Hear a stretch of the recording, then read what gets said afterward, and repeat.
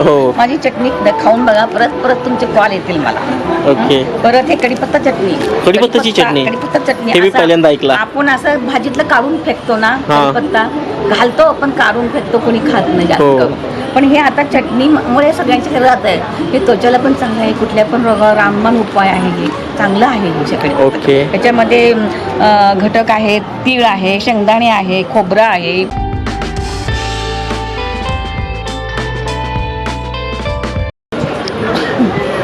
मित्रांनो, आता आपण सोलापूरच्या कृषी मेळाव्यामध्ये आलेलो आहोत आणि तिथल्या खाद्य विभागाच्या आता आपण लयशीर पाहणार आहोत. तर त्यातलं हे एक वैशिष्ट्यपूर्ण स्टॉल आहे. इथं जर पाहिलं तर वेगवेगळ्या प्रकारच्या चटणी आणि स्वतः उखळामध्ये काकूनी बनवलेल्या आहेत आणि वेगवेगळ्या आहेत.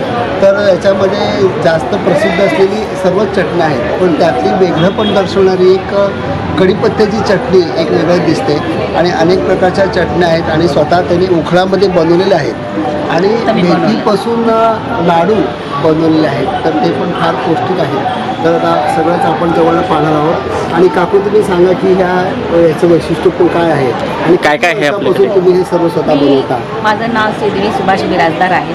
मी मुस्तीची आहे, दक्षिण सोलापूर तालुक्यातली आहे. आणि मी 4 वर्षापासून हा बिझनेस करते. मी स्वतः बनवते उखळातले. अच्छा. आणि भाकरीला बायका लावून चुलीवरले भाकरी हे चुलीवरचे भाकऱ्या हाताने बनवलेले, मशीनवरचे नाही. आणि तांदूळ पण नाही याच्यामध्ये. माझा माल मुंबईपर्यंत जातो, नवी मुंबईपर्यंत जातो मला. फक्त मला पुण्याची मार्केट भेटत नाही. अच्छा. मला मुंबईमध्ये माझी मुलगी आहे, ते नाही, त्याच्यामुळे मला ते मुंबईचं भेटलेलं आहे. आणि हे आहे खोबऱ्याची चटणी. हे तर खोबरं आपल्या शरीराला किती योग्य आहे ते माहितीच आहे सगळ्यांना. खोबऱ्याची चटणी आहे. हे आहे कारळ्याची चटणी, हे पण छानच आहे शरीराला. हे शेंगदाणे चटणी सोलापूरची तर फेमसच आहे. माझी चटणी खाऊन बघा, परत परत तुमचे कॉल येतील मला. ओके. परत हे कढीपत्ता चटणी, कढीपत्ताची चटणी कढीपत्ता चटणी हे मी पहिल्यांदा ऐकला. आपण असं भाजीतलं काढून फेकतो ना, कढीपत्ता घालतो पण काढून फेकतो, कोणी खात नाही जास्त करून. पण हे आता चटणीमुळे सगळ्यांच्या शरीरात आहे. हे त्वचेला पण चांगलं आहे, कुठल्या पण रोगावर रामबाण उपाय आहे, हे चांगलं आहे ह्याच्याकडे. ओके. त्याच्यामध्ये घटक आहेत, तीळ आहे, शेंगदाणे आहे, खोबरं आहे, कढीपत्ता आहे, लसूण, खोबरं, जिरे सगळं आहे याच्यामध्ये घटक. खूप छान आहे. आणि जवसाची चटणी तरी सांधेदुखीला खूपच चांगलं आहे. जवसाची चटणी तरी हे सगळं उखळात बनवलेलं आहे. हे संडे मसाला म्हणून मी एक नवीन तयार केलेला आहे. म्हणजे आजकाल नॉनव्हेज खाणारे भरपूर आहेत. अच्छा. नॉनव्हेजसाठी म्हणजे संडेलाच नॉनव्हेज बनते मुंबईला. ते नॉनव्हेजसाठी फेमस प्रसिद्ध संडे स्पेशल मसाला, म्हणून मी त्याचं नावच दिलंय संडे मसाला. क्या बात. हे काळं तिखट आहे, झणझणीत सोलापूरची काळं तिखट. हे काळं तिखट आहे. आणि हे बघायला गेलं तर दिसतो लहान, ते म्हणतात ना मूर्ती लहान कीर्ती महान, म्हणून हे लसूण गोळा.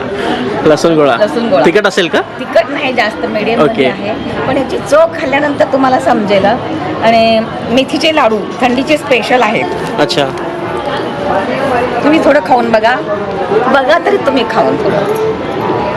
हे काय ताई? हे लसूण चटणी आहे. लसूण चटणी गोळा म्हणता आम्ही याला. ओके. तर मी मित्रांनो मी टेस्ट करून पाहतोय आता.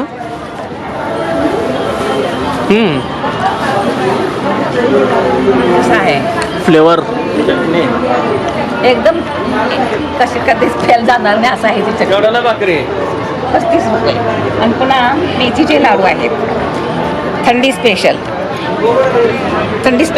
गाईच्या तुपातले आहेत. अच्छा. हां, स्वतः मी बनवलेले आहेत. मेथी तरी किती पण साखर घाला, तुपात थोडं तिची करून लागणारच. आता तुम्ही खाऊन दाखवत, तुम्हाला खायला मी हे पण दाखवते. अजून काय काय ताई? कडक भाकरी आहे. ओके. आणि गव्हाचे कुरड्याही भेटतील. आणि बाकीचा माझा सगळा माल संपलेला आहे. अच्छा अच्छा. आपलं कॉन्टॅक्ट नंबर द्या मला. हो, 9022 कारण देते तुम्हाला मी. हो. ओके. आणि मी 2 दिवस नाही जर तुम्ही तर बघायला लागलो. बनवते तर नवीन भरपूर बनवते, सगळं संपलेलं आहे माझा माल. नवीन मीच तयार करते आपल्या ह्याच्या.